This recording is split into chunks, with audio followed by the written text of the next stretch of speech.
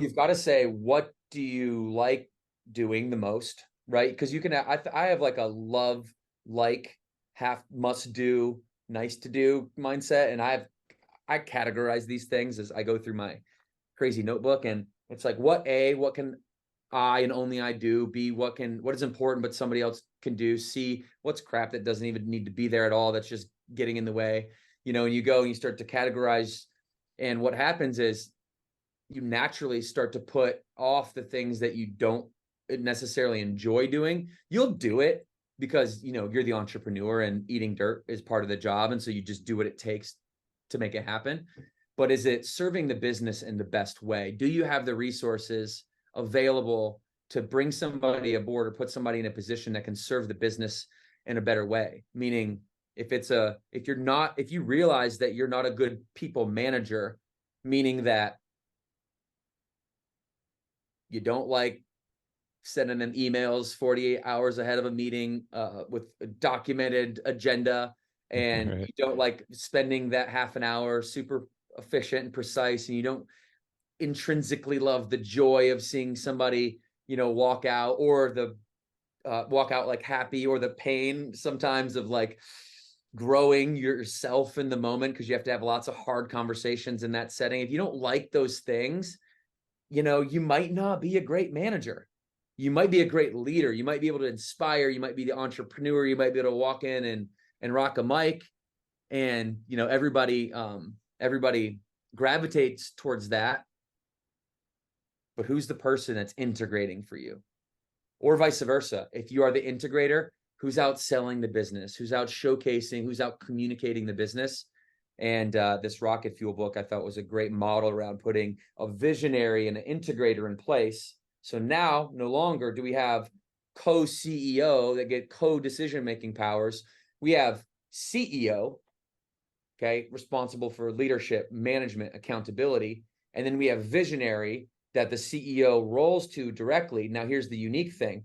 The visionary has no direct reports, no people to manage, just helping people problem solve, just helping people with strategy, just helping people with direction. These are the things that a visionary should be good at, responsible for the roadmap, right? Anticipating the future. And the CEO integrates all the good ideas. But here's the key. The CEO, Morgan in this case, she's the tiebreaker. So if we're 50-50 on something and she's like, I don't have the resources to do what you need or do what you want, I respect the plan, I respect the vision, but no, and I don't win the argument, hey, that's part of the game that I signed up to play.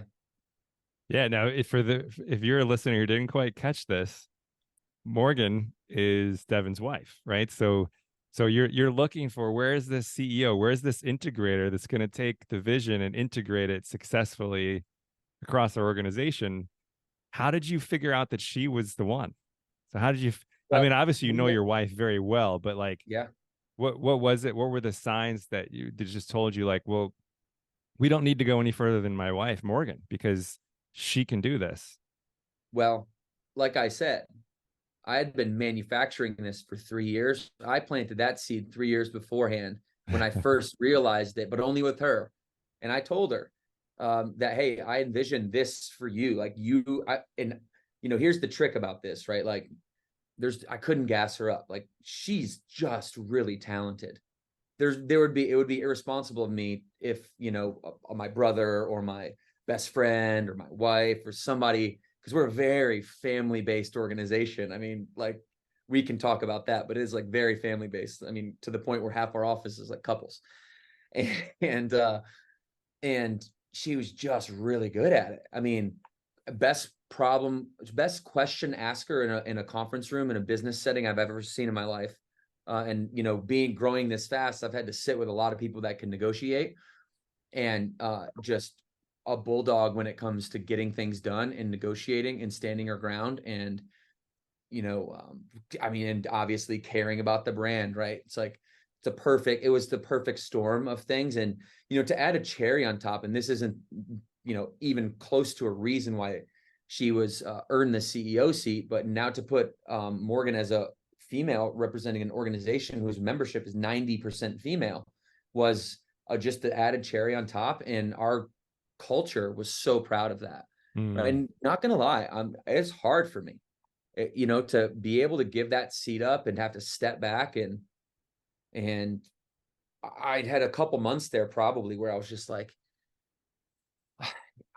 you guys don't need me. Am I not useful anymore? Like, what's going on? I'm used to like this, what I think is a great problem to have as a CEO is a revolving door of people just wanting to strategize with you and you welcoming that and battling. And now Morgan gets that. And it's like, what I had to do to really honor this change, because as the leaders of a business, don't make a fundamental change in your leadership unless you're committed to it, right? You've got to be committed from the top down. I don't care if it's a future state org chart or, whatever the case may be, a brand new process, financial reporting mechanism, just be on the same page.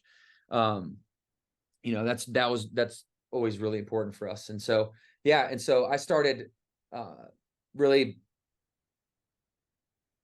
working that process 3 years ago with Morgan, and slowly and surely, she had on her mind and she just started picking things up over time.